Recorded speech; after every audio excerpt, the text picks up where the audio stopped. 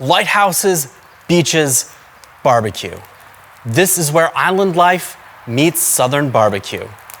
On the shores of the Atlantic on St. Simon's Island, we visit Southern Soul. This is Tales from the Pit.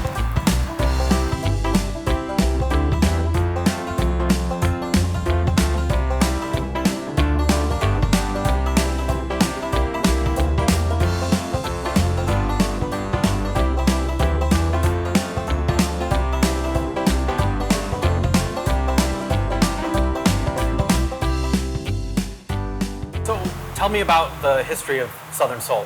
Well, to the beginning, my wife let me quit my job back in, it was like 15 years ago, it seems like now. And I was doing a job I didn't like.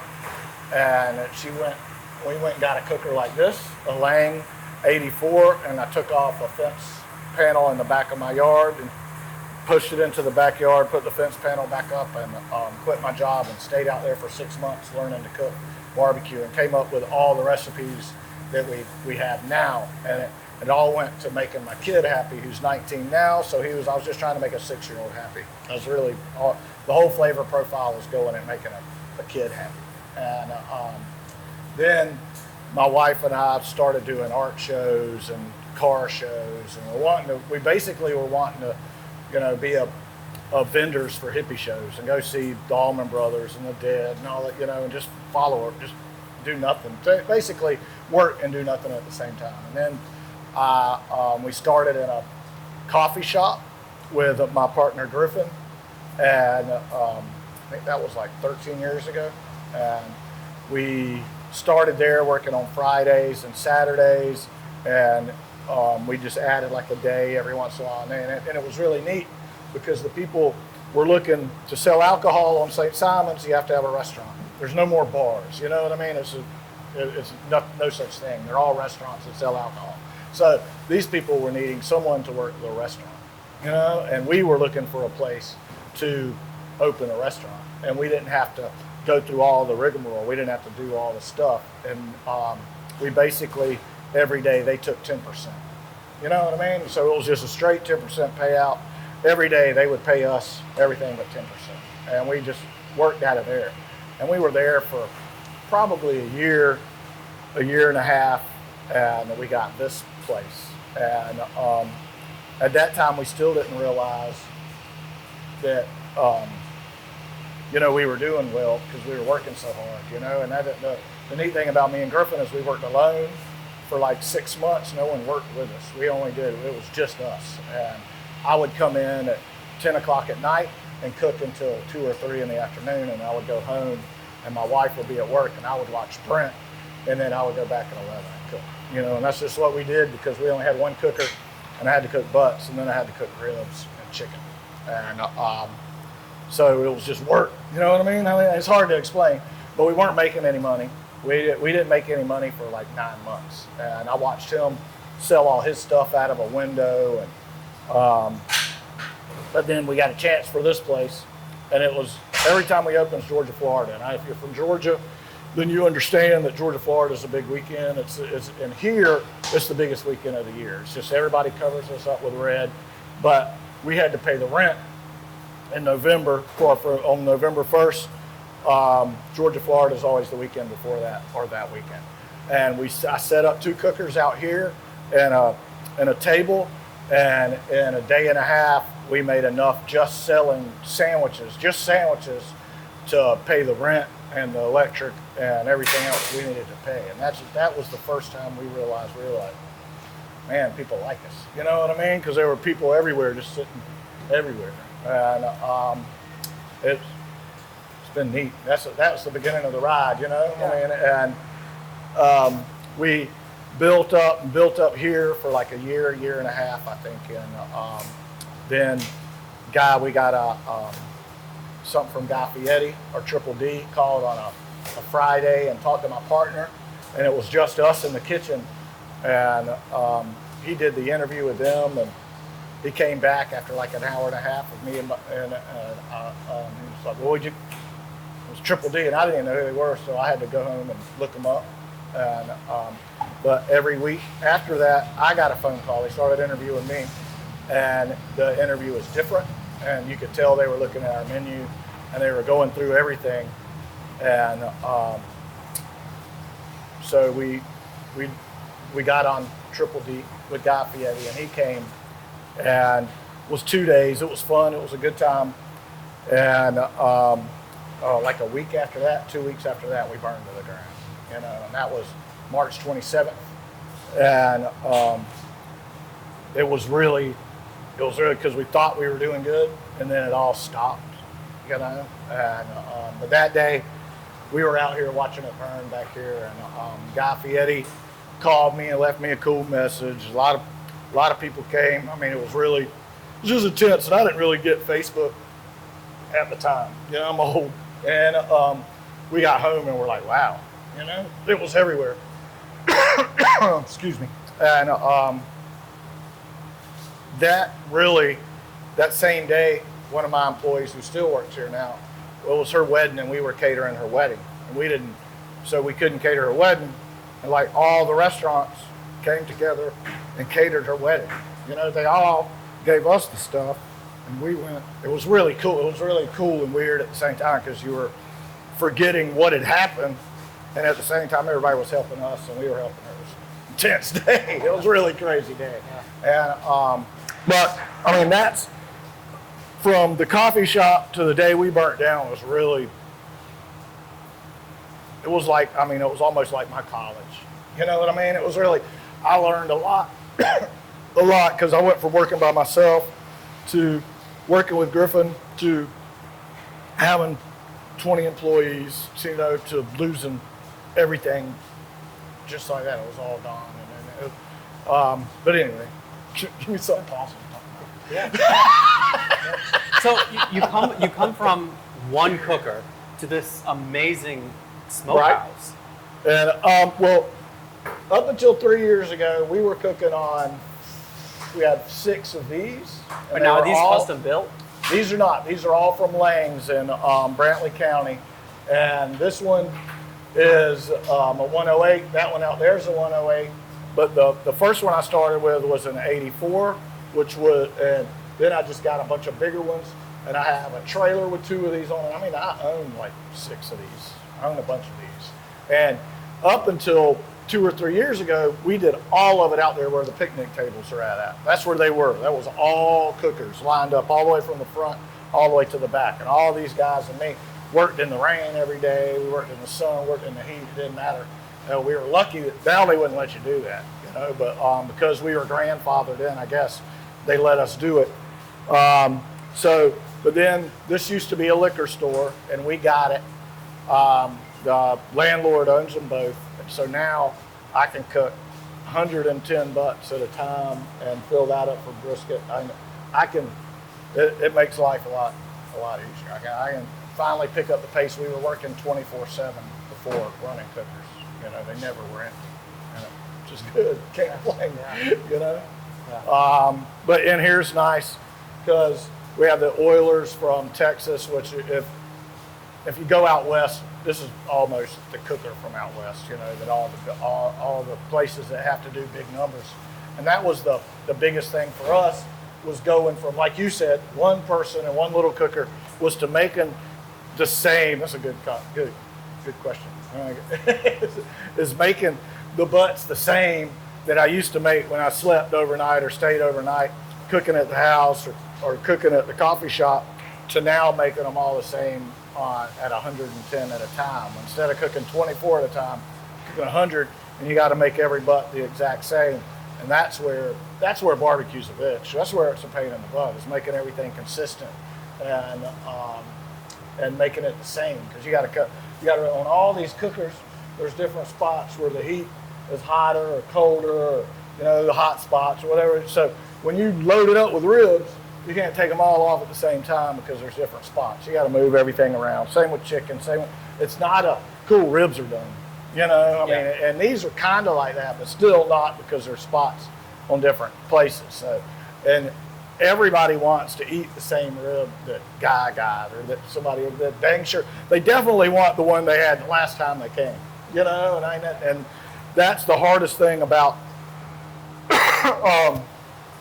brisket and pork, and just doing barbecue at a big level. I don't understand how, I got friends in the business, and they do more ribs in a day than I do in 2 weeks. I feel like I'm crushing it.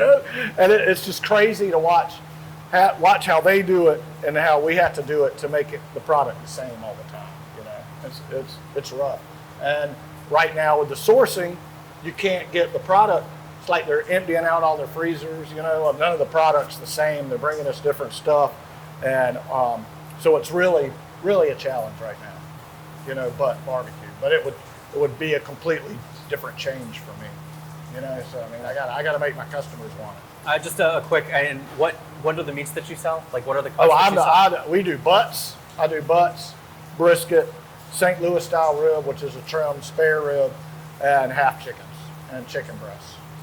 And so we started doing something and bringing in local farmers on Saturdays and letting them sell their stuff to us and to other people. But yeah, as of this week, the local prices are almost the same as what everybody's getting. So it's kind of cool for them, cool for everybody. Hopefully it all works out. Yeah. Now, one of the things that I found out in doing research for this show is sides. Sides are a thing. So what sides do you have? Oh man, we're the sides that I think the most popular is would be macaroni and cheese, collard greens, and Brunswick stew. Though is the one that we make the most of, probably, is Brunswick stew. And that's our I guess you could call it a barbecue stew. You're going everywhere, so I'm sure you're seeing a bunch of it. But it's all of our meat. So that's chicken, turkey, pork, onions, and they cook the onions down in butter, add Worcestershire,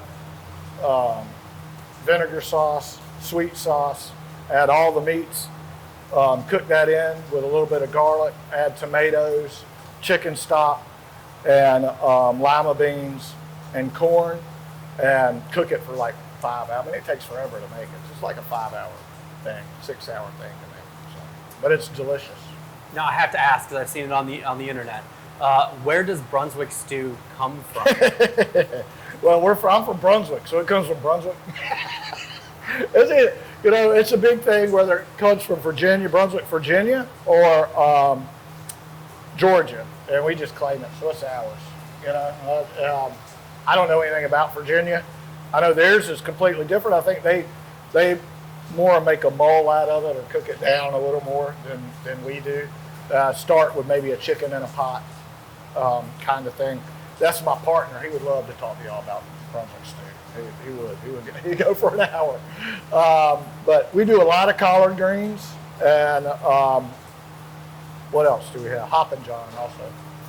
But we try to go back to the old days with the side dishes, and like your grandma would make or something like that. We try to take it back. Everything is back as far as we could. And that's the cool thing about the barbecue is I try to take it back.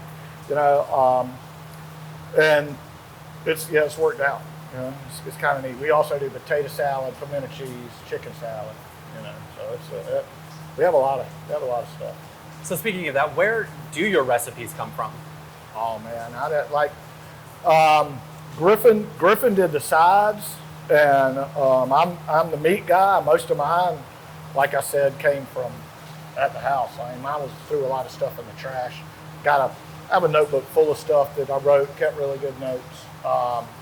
Griffin loves to experiment and keep it all down, and then once we get it all down, then just like you said, the hard part is getting them to do it the same every day. And but a friend of mine gave us the sweet sauce recipe, and his mom had been making it her whole life, and it came out of Savannah Ladies Auxiliary Cookbook from like the 30s or 40s or something like that. From years, and it was cool to make it out of that because we had to just make it out of an old, a little bit of this and a little bit of that. So That's about it. You're a barbecue guy. So what is your barbecue plate? My plate? Yeah, like if you were if gonna we go eat? Yeah, like you. Oh man, if I go eat, anybody, y'all have no idea, man. When I go eat, Ian's been there. Ian, what happens when we go eat? Get everything. We get everything. Glad he was standing there. I'll just sit right there, and they come up and they look at us like a bunch of dirty hippies, and we're like, we want everything. We want a pound of everything. And that's what we'll sit 6 people down and put it down. And I'll do the same thing with my wife. I won't get a pound, but I'll taste everything, you know. And I'm just like you said, you got to taste all the sides. You got to see, you know, if they're potato salads, homemade or not. You know, I love to taste and eat. I mean, I don't necessarily can eat a pound of barbecue anymore or want it, you know, but I can taste a pound of barbecue. You know, my favorite thing above everything is probably pulled pork. What's up, sorry? Probably pulled pork. You know, my thing. You know, because I grew up eating that. That's what I grew up eating. And there's nothing. Ribs, a good sweet rib, I really like too. You know. So now we'll go and follow you around the kitchen where you can show us some of these things and how it's made and give us some more information.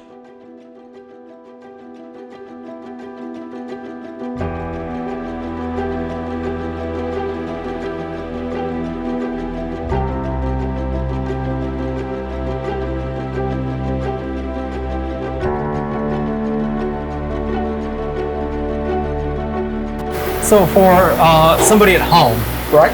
like what would be your tip to them For about chicken? Sure, about chicken. Man, it's everything in barbecue is time and temperature. And so on a chicken, you're not wanting it to go below. You don't 160. You want to finish at 160 degrees, and you don't really want it to go over 167. So it's really completely a time and temperature thing. What I like to do is take my birds off at 160, 158, something like that, wrap them, and they'll finish cooking inside it'll lock the juices in, and they'll go to 165 or 167 inside the wrap. Does that make sense? Yeah. I'll let them finish cooking, continuation cook. Right. You know, instead of taking them all the way. Everything you want to rest, and when it rests, it's going to keep going up. So if you do poultry and you take it to 170 because that's what it says to take it, then really, more than likely, you took it to 180, 185, you know, when you took it off. Cause it's like pulling a steak. You want a medium rare steak, and you need to pull it up.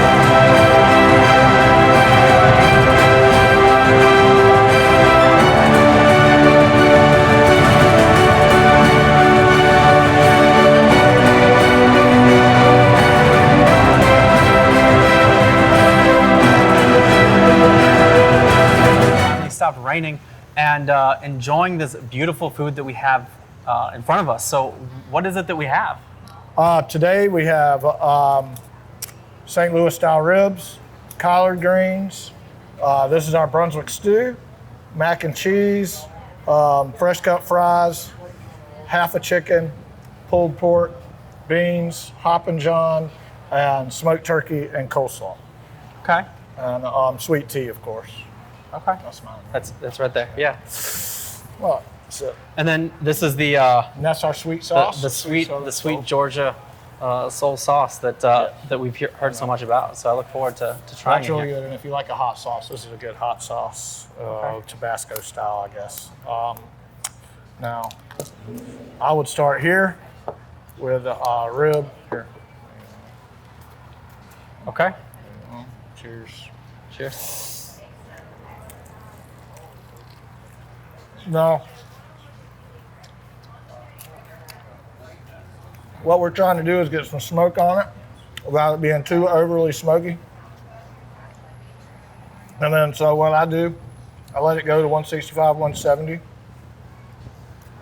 Cover them with sugar and honey. Add a little bit of apple juice to the pan and let them go to 195, 200 in there. And then I take them out. That gives them the apple flavor they get and the light smoke. You know what I mean? Yeah, these are just beautiful. I mean, fall right off the bone and They're pretty good. I've been sitting in a box for about an hour, and they're still pretty good. So that's good.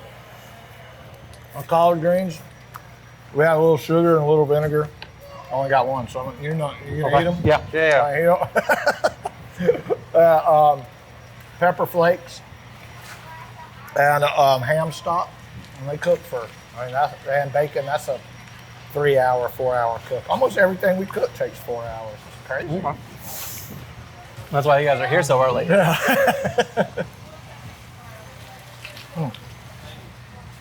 Oh, those are good. They have a big kick to them. Yeah. You got to give them that kick. Got to give them a little heat and a little sugar. No vinegar. We don't over vinegar because you can add vinegar to them. No, that was good. I don't eat here that much anymore. Now my favorite of everything, like I said, is the pulled pork. Do it without the sauce first, and then add a little sauce to it. Excuse me. That's nice, still moist and tender. All right, now let me try it there. I mean, you want it. The sauce is good, but you don't really need it.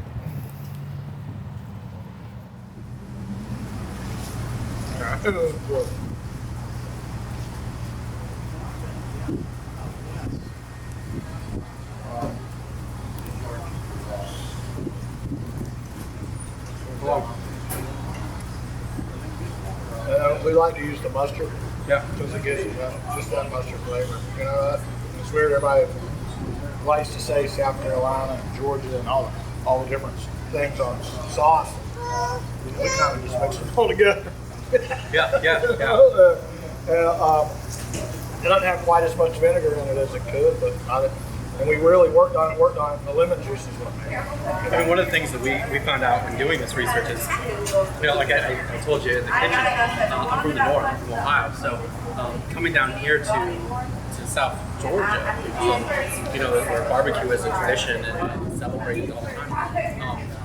And I was surprised because all the I call it SEC country, but Carolinas have their sauce, South Carolina has their sauce, Alabama has their sauce. Like each of these states have their sauce, and then there's Georgia, and Georgia seems to be a cosmopolitan of all of them. It's a mix of everything. Exactly. We just mixed them all together, and that Alabama white sauce is good, but it's not same time. I mean, it's good. But I'll tell you.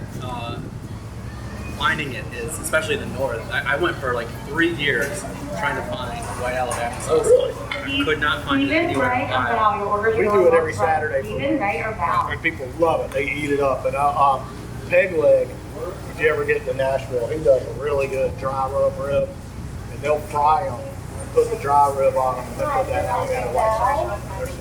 They're so good. I want to do it, but it would just be me ripping off Peg Leg. You know? Yeah. That's how we do it. Now, have chicken. Okay. Got the wing and the dark meat you choose. Okay. Dark.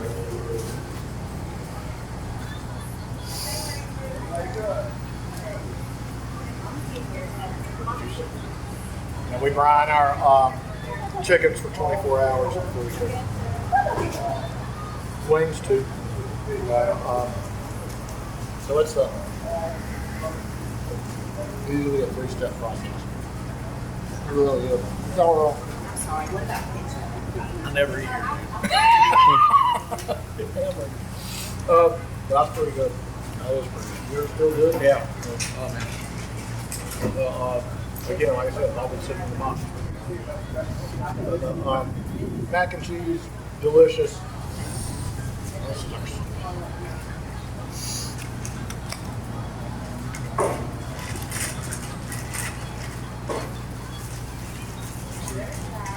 See how that 5 hours and all of this is just in the one.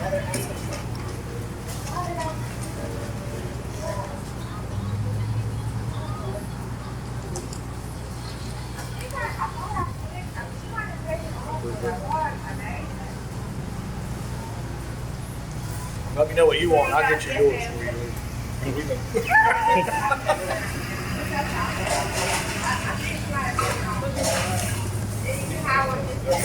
Oh wow, that's really amazing. We'll just do that for lunch. That's Yeah. really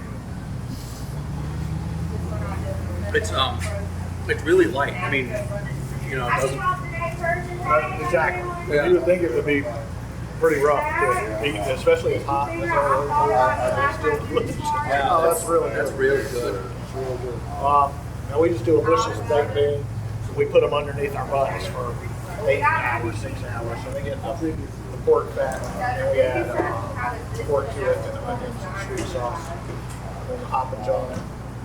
It was a traditional dish with black-eyed peas or field peas, whichever are local, rice, and tomatoes. With basil and thyme. What's your name on your order? Dave? Any last minute order?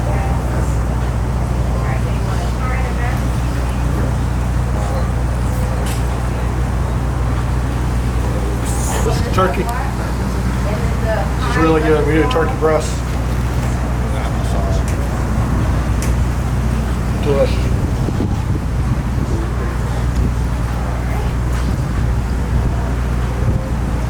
Also, really good. Try not to get too much smoke on it. Spray it with apple juice. Don't cook it too long.